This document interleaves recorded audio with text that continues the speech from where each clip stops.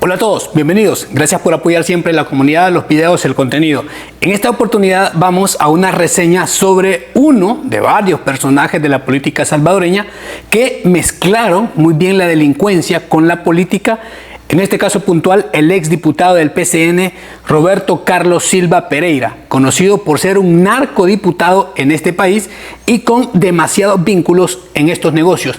Este combinó su poder económico y luego político para lograr una fuerte protección por muchos años, aquí en El Salvador como en el exterior. En este caso, y aunque hay muchos otros, demuestra que El Salvador desde siempre ha habido muchas conexiones con cárteles y gente del poder. Roberto Carlos Silva Pereira, diputado suplente por el PCN en El Salvador en el periodo 2006-2009. Su carrera política se vio empañada por estas graves acusaciones de corrupción y vínculos con el crimen organizado durante el periodo que estaba inmerso en la política. Silva utilizó su posición para obtener contratos de obras públicas con al menos 15 alcaldías, principalmente en el occidente del país, a través de empresas fachadas como Caminos y Edificaciones SADCB, Provecom y R&N Constructores y Supervisión. Logró adjudicarse muchos proyectos por más de 10 millones de dólares sin cumplir los requisitos para poder obtener esos contratos. Y se determinó que esta era una manera de lavar dinero, que venía lógicamente de ilícitos, pero pasaba por las cuentas bancarias y llegaba a estas empresas para nutrirlas y posteriormente utilizar este dinero. Silva también se dijo que sobornó al menos a 21 alcaldes y regidores, ofreciendo hasta un 10% del valor de cada obra a cambio de adjudicar los proyectos, de firmar documentos y dejar todo en teoría de manera legal. En pocos años pudo lavar aproximadamente 13.4 millones de dólares mientras era diputado. Y no lo escondía, ya que se movía en automóviles de lujo y comenzó a comprar muchas propiedades, en teoría ya con el dinero lavado, que llenaban sus cuentas bancarias. Incluso llegó a tener acceso a avionetas y embarcaciones que utilizaba presuntamente para mover el tráfico de los ilícitos en los que él participaba. Posteriormente se logró comprobar que Silva Pereira tuvo fuertes vínculos con actividades narco y con estructuras de este tipo, principalmente con los Perrones. Informaciones al interior de la PNC señalaron que operaba en Jalisco, Usulután, y el caso que más incendió las investigaciones en su contra fue en el que se vio involucrado en la ejecución de 3 diputados del Parlamento Centroamericano del Partido Arena y su motorista en el 2007. Según testimonio, Silva había planificado esta acción junto al exdiputado guatemalteco Manuel de Jesús Castillo Medrano como represalia por el desafuero que él enfrentó posteriormente por sus actividades con los narcos. Cuando todo estaba casi al descubierto, el diputado enfrentó un proceso de desafuero el 29 de noviembre del 2006. La Asamblea Legislativa de El Salvador le retiró la inmunidad parlamentaria después de una investigación de la Fiscalía en la que le estaba acusando directamente de cohecho activo y lavado de dinero por más de 12 millones por el estilo de vida que llevaba, y levantaba muchos comentarios porque varios de sus colegas en la política quizá le tenían envidia por sus ilícitos, pero también lo consideraban un pelagato, es decir, alguien que nunca tuvo mayores cantidades de recursos, de dinero, pero posteriormente apareció con un vehículo Maserati y un Porsche valorados en $260,000, también un rancho en la playa y varias viviendas en San Miguel y en San Salvador. Esto de manera repentina, sin mayores justificaciones, más allá de los contratos falsos que también tenía con las alcaldías.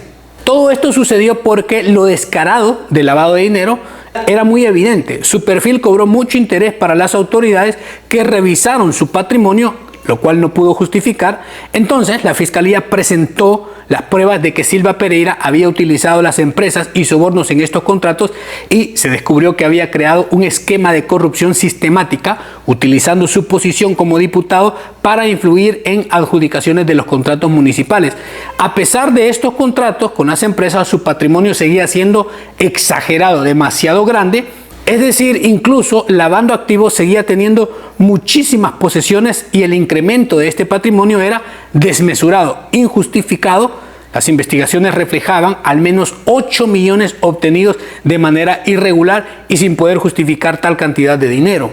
Ante tanto escándalo, la Fiscalía había presentado ese requerimiento para ser desaforado. Curiosamente, al interior del PCN tenía más o menos influencia y a pesar de ser suplente había alcanzado posicionarse como propietario. El 4 de octubre del 2006 la Asamblea conformó la comisión, evaluó todas las solicitudes del desafuero y analizaron las pruebas presentadas por la Fiscalía. Y después de varias semanas de deliberación, concluyeron que había suficientes evidencias para poder proceder con el desafuero y el dictamen pues pasó al Pleno Legislativo. 29 de noviembre del 2006, en una sesión especial que duró 4 horas, la Asamblea aprobó el desafuero con 82 votos a favor de los 84 diputados. Ese fue el primer caso de desafuero aprobado en los últimos 25 años en la historia reciente de El Salvador. La Asamblea afirmó que había llegado a la firme convicción de la existencia de la evidencia suficiente que debía ser conocida por los juzgados para poder procesar a Silva Pereira. Un dato muy importante en este caso fue la huida de Silva Pereira, ya que en noviembre fue desaforado y podía ser arrestado de inmediato. Incluso la Fiscalía dijo que ya tenía lista la orden de detención, pero esto era falso. La Cámara Primera de lo Penal ordenó finalmente la captura hasta el 25 de enero del 2007, es decir, 2 meses después del desafuero. Silva se daría a la fuga el mismo día que se había emitido esa orden. Esto demostró que alguien le dijo, primero, que sería arrestado ese día y segundo, que mejor debía huir. ¿Le suena parecido esto aquí en El Salvador? Se ha dado con muchísimos políticos y ha sido como la vieja confiable a lo cual recurren y ha seguido esta práctica incluso hasta años recientes. El director de la PNC era Rodrigo Ávila, exacto, el arenero. Posterior diputado en el partido Arena y candidato también a la presidencia que perdió este partido, aunque Ávila dijo que la policía no tenía la culpa de la fuga, se limitó a excusarse en los tribunales y tirar las culpas para otras instituciones como la Fiscalía. El fiscal general era Félix Garrizafi, que tomó la misma postura que Ávila, se estaban culpando unos con otros, pero nadie llegó a aclarar la situación. Lo que sí se supo fue que Silva Pereira fue beneficiado para que pudiera huir tranquilamente del país. Sin mayores problemas, Silva salió de su residencia en Bosques de Santa Elena, Cuscatlán, sin ningún impedimento de las autoridades y ya no se supo de su paradero. Nadie se hizo cargo de la filtración de la orden de captura ni el por qué Silva huyó tan tranquilo para salir del país. 3 días después, él envió a los medios de comunicación una carta con fotografías para demostrar que seguía en el país mientras les daba tiempo a las autoridades que analizaran mejor su caso, es decir, que siguieran pensando.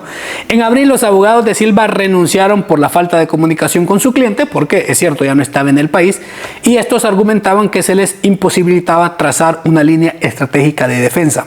Mientras huía, se supo que Silva, por sus nexos con los narcos, recibió protección de los cárteles de Zacapa en Guatemala y del Golfo en México para poder refugiarse hacia los Estados Unidos, a donde llegó en marzo del 2007, con documentos migratorios falsos, obviamente.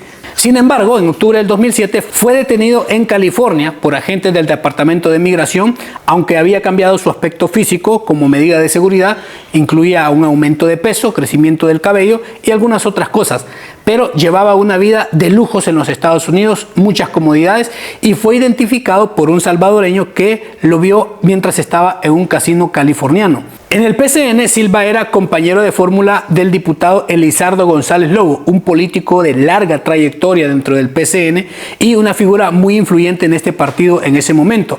Fue su mentor, su padrino y lo defendió a capa y espada. González Lobo, durante el proceso judicial en Estados Unidos, testificó a favor de Silva Pereira, argumentando que este era víctima de persecución política en El Salvador. También lo de siempre, cada vez que algún delincuente se le descubre, aquí en El Salvador todos recurren a persecución política. Lobo, en declaraciones a la prensa en 2009, afirmó: este país no se le ha podido comprobar delito a Silva Pereira. Esto haciendo referencia a todo lo que se había dicho del lavado de dinero, las empresas y la trama de corrupción en la que estaba involucrado. Aunque el arresto de Silva Pereira en Estados Unidos se dio por haber estado de manera ilegal en los Estados Unidos, pero para evitar su deportación solicitó asilo político, alegando que sufría persecución política en El Salvador y que su vida corría peligro si regresaba. Como evidencia presentó una grabación en la que Adolfo El Chele Torres de Arena le solicitaba $500,000 para desvanecer los cargos en su contra. Ese mismo caso terminó con la muerte de Torres al destaparse otra enorme cadena de corrupción en los partidos de El Salvador y el sistema de justicia. La defensa de Silva dijo que esto demostraba que enfrentaba una extorsión política y no un proceso judicial legítimo. Pero algo que sí fue muy sorprendente fue que, a pesar de los antecedentes y los requerimientos de la justicia salvadoreña, lo que demostraba los vínculos con narcos, Roberto Silva Pereira obtuvo asilo político en los Estados Unidos. Un juez de migración en Arizona le concedió el asilo, considerando que, según él, existían los elementos suficientes para considerarlo un perseguido en El Salvador, usando únicamente la grabación de la conversación con Adolfo Torres. Gozó de este privilegio de asilo durante aproximadamente 7 años, hasta que la Corte de Apelaciones del Noveno Circuito le revocó en agosto del 2016. La Corte le quitó el asilo argumentando que Silva Pereira no era elegible debido a la existencia de suficientes pruebas que había cometido graves delitos que no tenían que ver con la política en El Salvador, incluyendo su participación en la planificación de la muerte de los 3 diputados de Arena en el Parlacen en Guatemala en el 2007. 12 años más tarde, lamentablemente luego de un largo tiempo de protección de Silva en Estados Unidos por el juez de Arizona, luego de revocarle el asilo político, se abrió paso para su deportación, aunque aún permaneció varios años más detenido mientras agotaba todas las apelaciones legales a su disposición. Más lamentable fue que las autoridades de Estados Unidos nunca concedieron formalmente la extradición, sino que Silva fue deportado por ingreso ilegal a los Estados Unidos porque había perdido el asilo. Es decir, simple y sencillamente fue deportado, pero al llegar a El Salvador tenía que enfrentar los cargos que tenía pendientes. La Fiscalía recibió a Silva en el aeropuerto internacional el 8 de enero del año 2020 y lo puso a disposición de la Cámara Primera de lo Penal de San Salvador, y revivieron todas las acusaciones que tenía activas desde el año 2006. Inmediatamente fue arrestado al tocar el suelo salvadoreño. El presidente Bukele anunció que Silva Pereira sería recluido en el Centro Penal de Máxima Seguridad de Zacatecoluca, conocido como Zacatrás, debido a su alto grado de peligrosidad y riesgo de fuga, porque ya lo había hecho anteriormente, pero también porque muchos podían atentar en contra de Silva por buscar silenciarlo y evitar ser mencionados en algún juicio o alguna trama de las que hace muchos años se había destapado. El juicio contra el exdiputado Roberto Carlos Silva Pereira concluyó el 15 de marzo del 2022 con una condena de 22 años por todos los delitos que él venía arrastrando. Además, se le impuso una multa de 18 millones en concepto de responsabilidad civil. Se logró comprobar en tribunales lo que todo el mundo ya sabía: las redes de sobornos, lavado de dinero, y en ese momento se culparon hasta 17 alcaldías con aproximadamente 13.4 millones de dólares que habían sido depositados en cuentas personales y de sus empresas, la compra de muchísimos bienes muebles e inmuebles para ocultar todo el origen ilícito del dinero que venía de los narcos.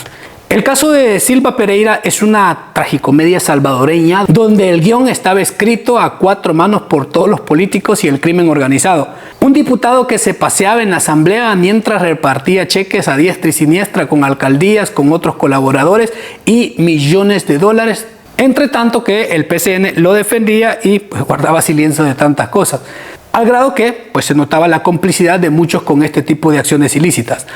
Al final, lo que parecía una carrera política fue más bien un empresario del narco, disfrazado de funcionario, donde el único desarrollo sostenible fue el de sus cuentas bancarias.